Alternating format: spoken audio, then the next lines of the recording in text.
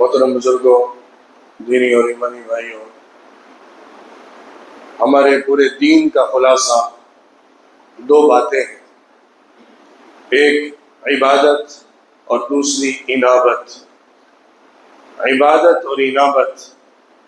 یا عبادت اور استعانت ہمارے پورے دین کو اپنے اندر سمیٹے ہوئے۔ چنانچہ سورۃ الفاتحہ کے اندر ہم اللہ کے ساتھ انہی دو چیزوں کا وعدہ کرتے ہیں، ایاک نعبد و ایاک نستعین، ہم صرف تیری عبادت کرتے ہیں اور ہم صرف تجھ سے مدد چاہتے ہیں۔ یہ دو باتیں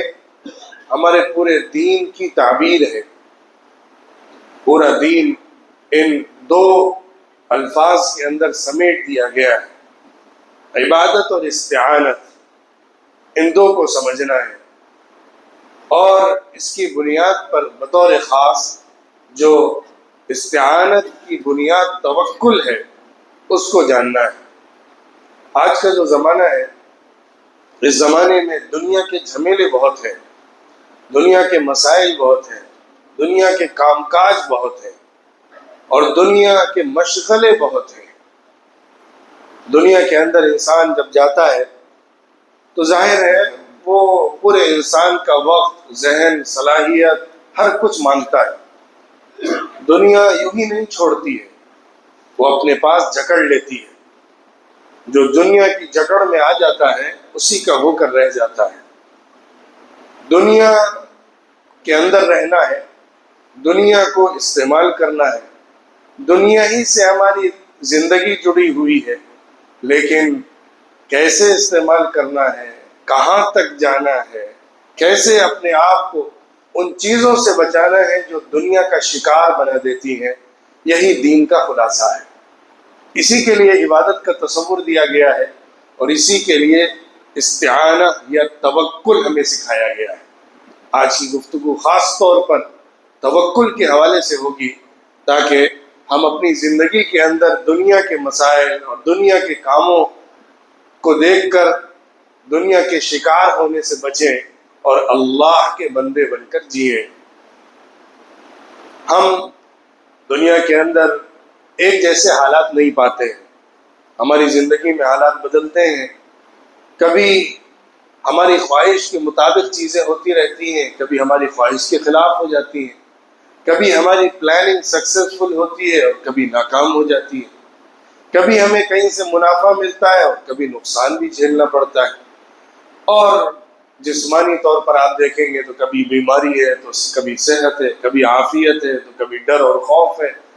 دنیا اسی کا نام ہے، یہ ساری چیزیں زندگی کے ساتھ ساتھ چلتی رہتی ہیں، لیکن دین نے ہمیں جو راستہ دیا ہے، اسلام نے ہم کو جو پلیٹ فارم دیا ہے، یا زیادہ اچھے لفظوں میں کہیے کہ ہمیں جو اسٹیٹ آف مائنڈ دیا ہے، دین کے ذریعے سے پیدا ہونے والا، تشکیل پانے والا جو ذہن ہے، جو روحانی کیفیت ہے، جو دل ہے، وہی انسان کی کامیابی کی ضمانت ہے۔ جس کا دل مطمئن ہو گیا، جس کا دل مہمون ہو گیا، جس کا دل صحیح رخ پر کھڑا ہو گیا اور چل دیا، وہی انسان کامیاب ہو گیا، ورنہ پوری زندگی سوائے تکلیفوں کے اور کچھ نہیں ہے۔ انسان اسٹرگل کرتا ہے، پھر کچھ اچیو کرتا ہے، پھر اس سے آگے کا سوچتا ہے، اس کے لیے پلان کرتا ہے، پھر دوبارہ سے محنت میں لگ جاتا ہے، اس کو اچیو کرتا ہے یا اچیو نہیں کر پاتا ہے۔ زندگی اسی سائیکل میں گھومتی رہتی ہے، کوئی انسان بھی کبھی چپ ہو کر بیٹھ نہیں سکتا، یہ انسان کی فطرت کے خلاف ہے۔ انسان دنیا کے اسٹرگل کے اندر، دنیا کی دوڑ دھوپ کے اندر، دنیا حاصل کرنے اور کمانے کے اندر کبھی چپ ہو کر نہیں رہ سکتا ہے، نہ یہ اس کے لیے اچھا ہے، لیکن اس سائیکل میں گھومتے گھومتے کہیں ایسا تو نہیں ہو رہا کہ ہمیں دنیا نگل جا رہی ہے، کھا جا رہی ہے، ہمیں اپنا شکار بنا لے لی ہے، اور ہمیں اپنے چنگل سے آزاد نہیں ہونے دے رہی ہے۔ اگر یہ حالت آ گئی تو اس کا مطلب ہم ناکام ہو گئے، اس کا مطلب ہم نامراد ہو گئے۔ اور اگر یہ حالت نہیں آئی اور ہم تیزی سے سرکل کرتے رہے، سائیکل میں گھومتے رہے، تب بھی کوئی پرابلم نہیں ہے۔ ہمارے علماء اور اہل دل نے سچ کہا ہے کہ دنیا جب تک ہاتھ میں ہو وہ خیر کا باعث ہے، لیکن جس دن دنیا دل میں آ جائے وہ شر کا باعث ہے۔ جب تک دنیا استعمال کے لیے بہت اچھی ہے، کتنی ہی زیادہ ہو یا کتنی ہی کم کیوں نہ ہو، لیکن جس دن دل میں آ جائے چاہے تھوڑی ہی کیوں نہ ہو وہ مصیبت ہے۔ دنیا کی حرص، دنیا کی لالچ،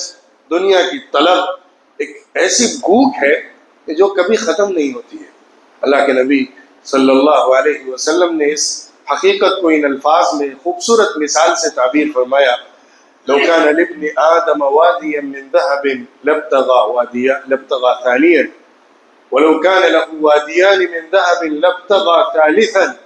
ولن يملأ فاه إلا التراب ويتوب الله على من تاب۔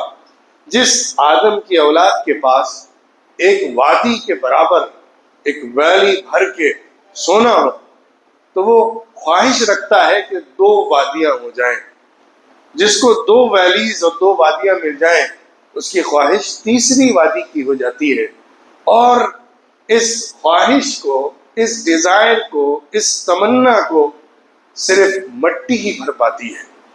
انسان کے منہ کو بھرنے والی صرف مٹی ہے۔ یہ ایک مثال تھی کہ موت اور قبر کی مٹی ہی انسان کو خاموش کر سکتی ہے، ورنہ یہ حرص، یہ لالچ، یہ خواہش، یہ طمع، یہ تلاش کبھی ختم ہونے والی نہیں ہے۔ انسان اس میں آگے بڑھتا ہی رہتا ہے۔ جو اللہ سے توبہ کرتا ہے اللہ اس کی توبہ قبول فرماتا ہے۔ دنیا کے اندر کشش ہے، اٹریکشن ہے، بہت زبردست اٹریکشن ہے۔ وہ اپنی طرف جب کھینچتی ہے تو اپنا بنا لیتی ہے۔ اسی لیے حضرت سیدنا علی بن ابی طالب کرم اللہ وجہہ رات میں اپنی داڑھی پکڑ پکڑ کے کہتے تھے کہ اے ابن ابی طالب، دنیا تجھے اپنا شکار بنانا چاہتی ہے، دنیا تجھے دھوکے میں ڈالنا چاہتی ہے، دنیا تجھے اپنانا چاہتی ہے۔ اور وہ مخاطب ہو کے کہتے تھے: اے دنیا غری غیری، جا میرے علاوہ کسی اور کو جا کر دھوکہ دے، میں تیرے دھوکے میں آنے والا نہیں ہوں، میں تیرے چنگل میں پھنسنے والا نہیں ہوں، میں تیرا شکار بننے والا نہیں ہوں، جا کسی اور کے پاس ٹرائی کر، میں تیرے دام میں نہیں آنے والا ہوں۔ اس قدر اعتماد کے ساتھ اور تنہائیوں میں اپنا محاسبہ کرنے کے ساتھ، اللہ کی طرف توجہ کرنے کے ساتھ جب انسان اپنے آپ کو دنیا سے، دنیا کی محبت سے بچاتا ہے تب وہ کامیاب ہو پاتا ہے۔ تو گفتگو کا اصل موضوع جو ہے وہ دنیا کے جھمیلوں اور مسائل کے اندر توکل کی صفت کو پیدا کرنا ہے۔ توکل ہے کیا؟ امام احمد بن حنبل رحمۃ اللہ علیہ نے فرمایا ہے: التوکل عمل القلب، توکل دل کا عمل ہے۔ توکل کا تعلق دل سے ہے، دل کی کیفیت اور حالت سے۔ توکل کا عام طور پر مطلب یوں سمجھ لیا جاتا ہے کہ جب انسان کے ہاتھ سے سارے اسباب ٹوٹ جائیں، چھٹ جائیں اور انسان کے پاس کوئی چارہ نہ بچے تب پھر اللہ پر بھروسہ کر کے بیٹھ جائے۔ اب کیا کر ہی سکتے ہیں، کچھ ہو ہی نہیں سکتا ہے، لہٰذا جو اللہ چاہے سو ہو جائے گا۔ یہ توکل کا غلط مفہوم ہے۔ توکل سبب کے ساتھ ہوتا ہے، توکل عمل کے ساتھ ہوتا ہے، توکل کام کے ساتھ ہوتا ہے، توکل دنیا کے تمام چیزوں کو استعمال کرتے ہوئے ہوتا ہے۔ اللہ کے نبی صلی اللہ علیہ وسلم نے ایک حدیث میں ایک بہت خوبصورت مثال دے کر پرندے کی ہمیں سمجھایا ہے توکل کا مفہوم۔ حضور نے فرمایا: لو انکم تتوکلون علی اللہ حق توکلہ لرزقتم كما يرزق الطیر تغدو خماصا وتروح بطانا۔ اے ایمان والو، اگر تم اللہ پر توکل کرو اس طرح جیسا کہ توکل کرنے کا حق ہے، کما حق کہو توکل کرنے لگو تو تمہیں بھی رزق ویسے ہی ملے گا جس طرح سے ایک پرندوں کو رزق ملتا ہے کہ وہ خالی پیٹ صبح میں اپنے گھونسلوں سے نکلتے ہیں اور شام میں بھرے پیٹ ہی واپس آتے ہیں۔ ایسا نہیں ہوتا کہ پورے دن پرندوں کو کہیں سے چارہ نہ ملے، کہیں سے کھانا نہ ملے اور بھوکے پیٹ ان کو رات گزارنی پڑے۔ کچھ بھی نہیں ہوتا، لیکن نکل پڑتے ہیں اور رزق جو ان کے مقدر میں ہوتا ہے اسے حاصل کر لیتے ہیں اور شام میں بھرے پیٹ اپنے گھونسلوں میں واپس آتے ہیں۔ اگر توکل اس طرح کرو جیسا کہ کرنا چاہیے تو تمہارے ساتھ ایسا ہوگا۔ قرآن پاک میں اللہ رب العزت نے توکل کی دعوت بارہا دی ہے۔ وَعَلَى اللَّهِ فَلْيَتَوَكَّلِ الْمُتَوَكِّلُونَ وَعَلَى اللَّهِ فَلْيَتَوَكَّلِ الْمُؤْمِنُونَ۔ جو توکل کرنے والے ہیں وہ اللہ کی ذات پر توکل کرتے ہیں، اور ایمان والے ہوتے ہیں جو اللہ پر توکل کرتے ہیں۔ اللہ کی ذات پر توکل کرنا، اللہ کے اوپر بھروسہ رکھنا، یقین رکھنا، ہر حالت میں اس کو اللہ کی طرف سے سمجھنا اور قبول کرنا، یہ اہم ہے۔ توکل کے حوالے سے ایک بات یہ غور کرنے کی ہے، ایمان والے کا اسٹینڈ کیا ہوتا ہے دنیا کے معاملات کے اندر، کاموں کے اندر۔ کوئی بھی کام کرنے سے پہلے وہ اللہ سے مشورہ کرتا ہے، جس کو ہم استخارہ کہتے ہیں۔ استخارے کا مطلب ہے خیر کا سوال کرنا، اللہ سے خیر مانگ لینا۔ کوئی کام کرنے کا ارادہ ہے، کوئی کام کرنے کی نیت ہے، کوئی آپشن سامنے ہے، اس کو چوز کرنا ہے، خاص طور پہ جب دو آپشن ہے اور اس میں سے ایک کو اس کو اختیار کرنا ہے، تو دونوں اگر حلال ہیں، جائز کام میں استخارہ ہوتا ہے، ناجائز کام میں استخارہ نہیں ہوتا ہے۔ جائز کام کے اندر جب کہ انسان کے لیے کوئی چیز اختیار کرنے کا موقع ہو، واجب اور فرض میں بھی استخارہ نہیں ہوتا۔ جو چیز واجب ہے، جو چیز فرض ہے، اس کو کرنا ہی کرنا ہے، اس میں پوچھنے کی ضرورت نہیں ہے۔ جو حرام ہے اس کو نہیں کرنا ہے، اس میں بھی کچھ پوچھنے کی ضرورت نہیں ہے۔ جو حلال چیزیں ہیں، مباح چیزیں ہیں،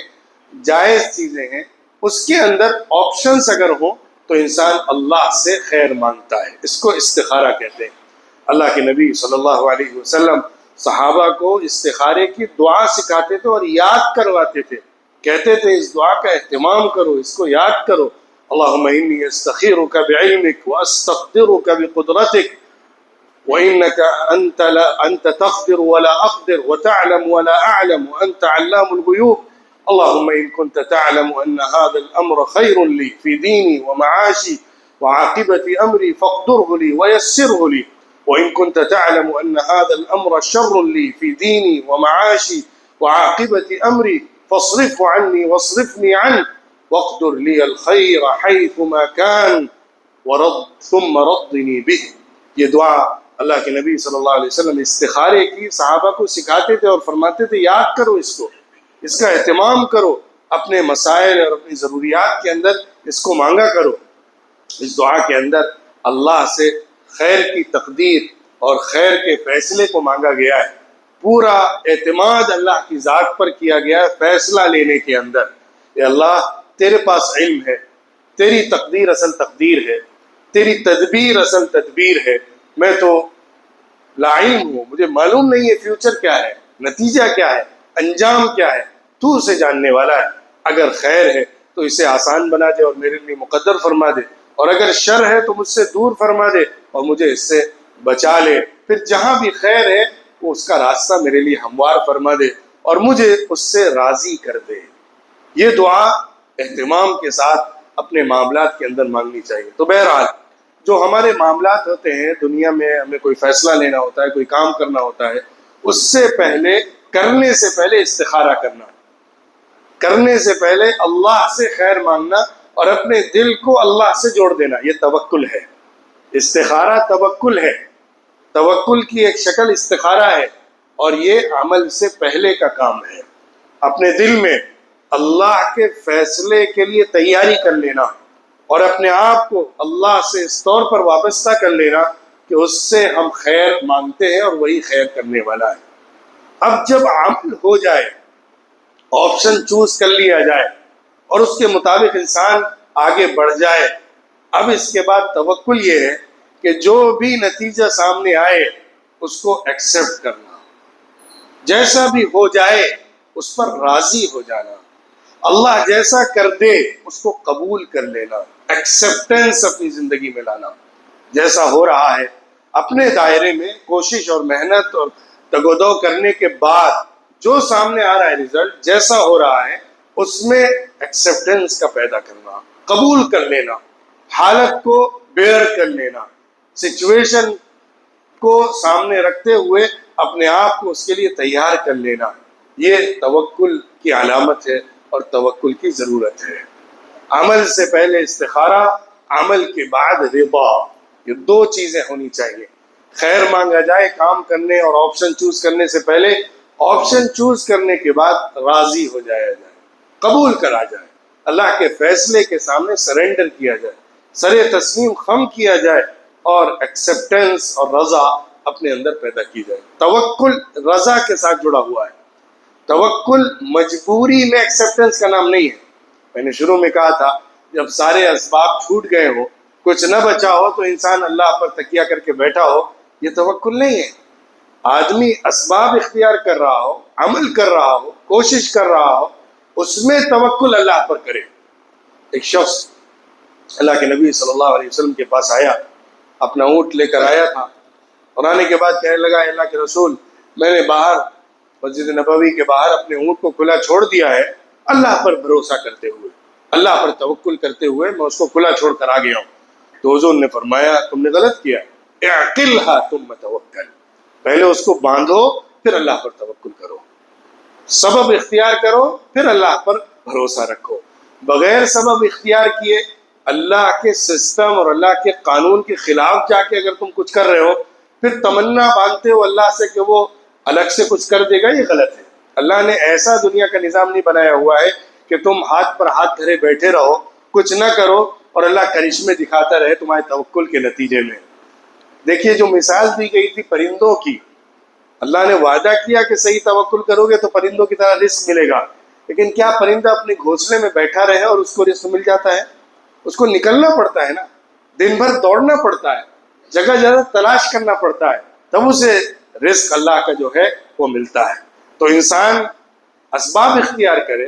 دوڑ دھوپ کرے، کوشش کرے، محنت کرے، لیکن توکل کرے۔ اب یہاں سے سمجھیے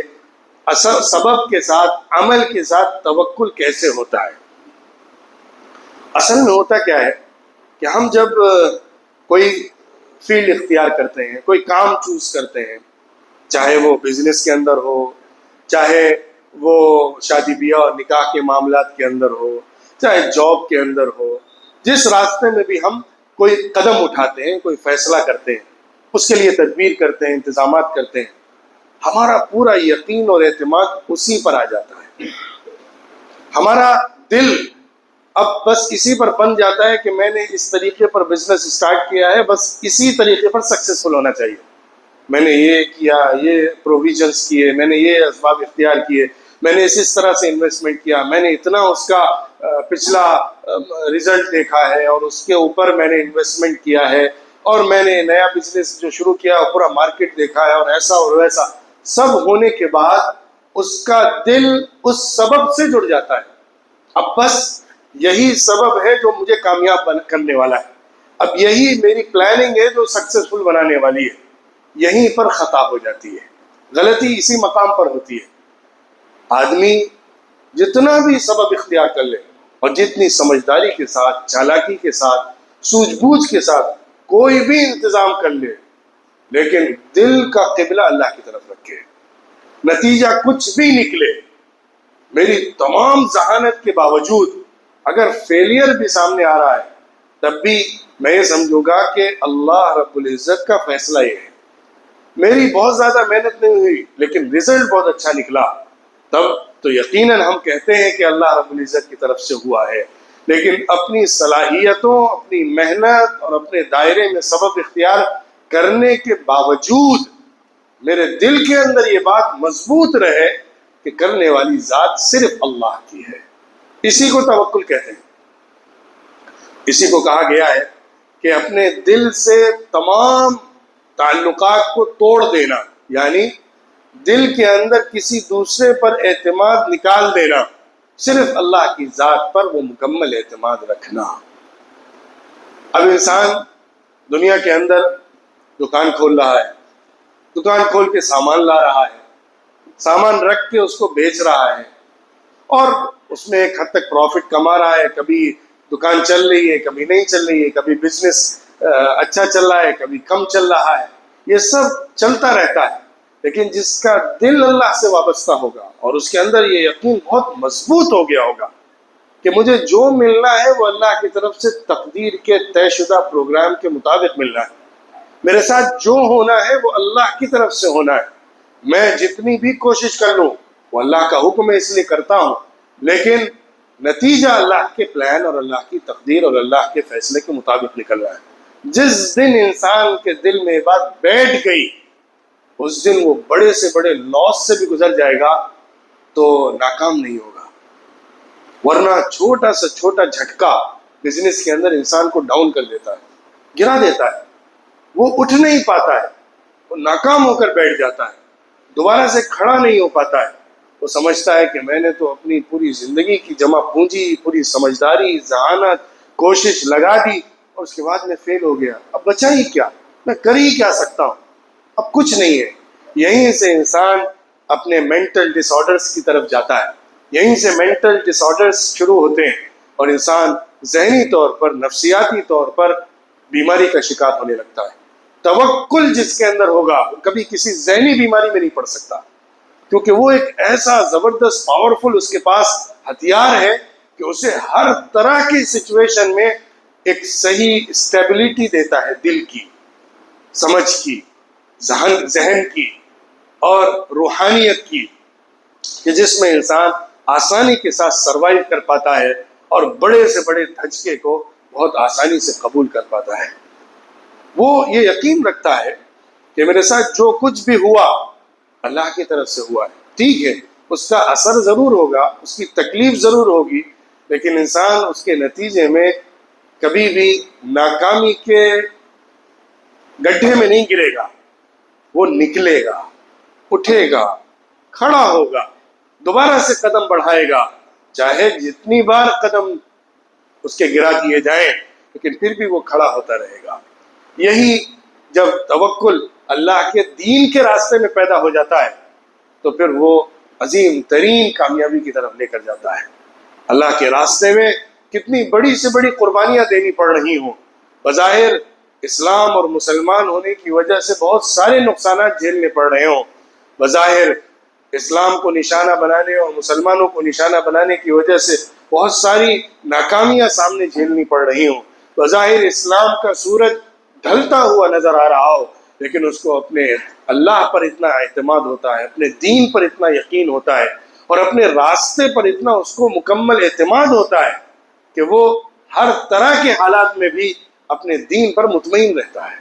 ہاں، میرے پاس جو دین ہے، میں جس راستے پر چل رہا ہوں، حالات جیسے مجھے دنیا میں ملے ہوں سو ملے ہوں، لیکن میں جس راستے پر چل رہا ہوں یہی کامیابی کا راستہ ہے، چاہے اس میں خوشی ہو، چاہے اس میں غمی ہو، چاہے اس میں اچھے حالات ہوں، چاہے اس میں برے حالات ہوں. اللہ کے نبی صلی اللہ علیہ وسلم نے مومن کی اسی حالت کو اس طرح سے تعبیر فرمایا ہے: عجبا لامر المؤمن ان امره كله له خیر ان اصابته سراء شکر فكان خیرا له وان اصابته ضراء صبر فكان خیرا له. ایک ایمان والے کا معاملہ بڑا عجیب ہے، اور ایسا صرف ایمان والے کے ساتھ ہی ہوتا ہے کہ اگر اسے کوئی خوشی ملتی ہے وہ شکر ادا کرتا ہے تو اس کے لیے خیر ہے، اور اگر کوئی تکلیف اور مصیبت اور دشواری میں پڑتا ہے اور صبر کرتا ہے تو یہ اس کے لیے خیر ہے. ہر حالت خیر بن جاتی ہے. تو دین کے اعتبار سے ہو، دنیا کے اعتبار سے ہو،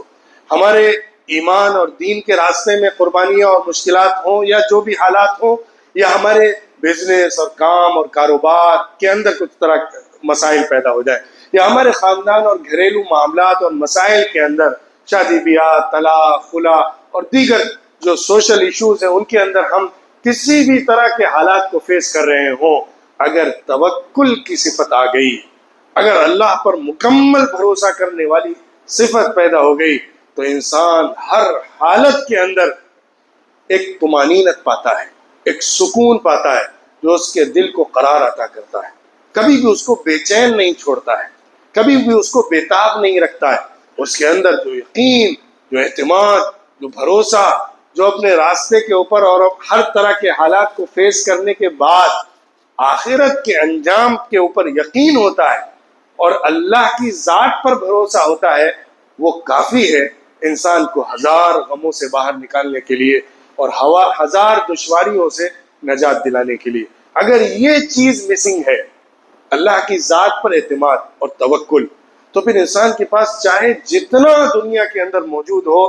وہ دل کا سکون نہیں پا پاتا ہے، اس کو سیٹسفیکشن نہیں ملتا ہے، ایکسیپٹنس اس کی زندگی میں نہیں آتا ہے۔ اسی لیے آپ دیکھتے ہیں سوسائڈ کرنے والے لوگ، خودکشی کرنے والے لوگ بہت غریب نہیں ہوا کرتے ہیں،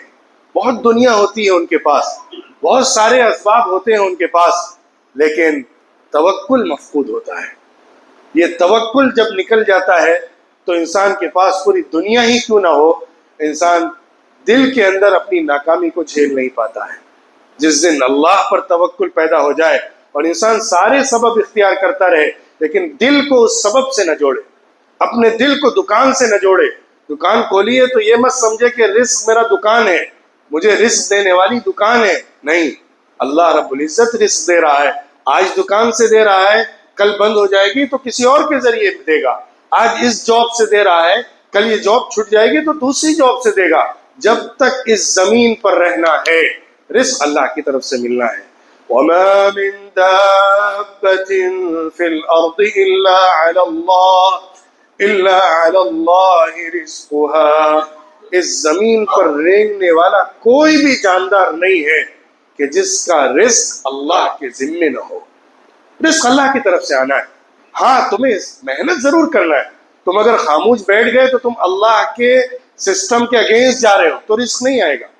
رزق آنے کے لیے تمہیں محنت کرنی ہوگی، راستہ اختیار کرنا ہوگا، وہ راستہ رزق دینے والا نہیں ہے، وہ راستہ ایک اللہ کی طرف سے پروویژن کے طور پہ تمہیں ملا ہے کہ اللہ اس کے ذریعے سے تم تک رزق پہنچا رہا ہے۔ کل اللہ پروویژن چینج کر دے گا لیکن رزق دینے والا چینج نہیں ہوگا۔ یہ یقین توکل ہے۔ جس دن یہ پیدا ہو گیا اس دن سارے دنیا کے مسائل ہمارے دل سے ختم ہو جائیں گے اور ہم مضبوطی کے ساتھ، خوشی کے ساتھ، اطمینان کے ساتھ، مکمل سیٹسفیکشن کے ساتھ دنیا کے ہزار جھمیلوں کو صرف باہر رکھ کے اپنے دل کو خوش اور مطمئن رکھ کے جی پائیں گے۔ اور اگر یہ دل سے صفت نکل گئی تو پھر دنیا کے جھمیلے اور دنیا کی تگ و دو، دنیا کی دوڑ دھوپ ہمیں اپنے اندر ایسا پھنسائے گی کہ ہم الجھ کر رہ جائیں گے اور کبھی اس سے اوپر نہیں اٹھ پائیں گے۔ اللہ رب العزت ہم سب کو صحیح مضبوط ایمان بھی عطا فرمائے اور اپنی ذات پر مکمل توکل اور اعتماد عطا فرمائے، اور دین کے مطابق عبادت اور استعانت، اللہ کی عبادت کرنا اور صرف اللہ سے مانگنا اور اسی پر بھروسہ کرنا، ان دونوں صفات کو جو ہم سورہ فاتحہ میں بار بار اللہ سے وعدہ کر کے دہراتے ہیں اس کو عملی زندگی میں اختیار کرنے والا بنا دے۔ وآخر دعوانا ان الحمد للہ رب العالمین۔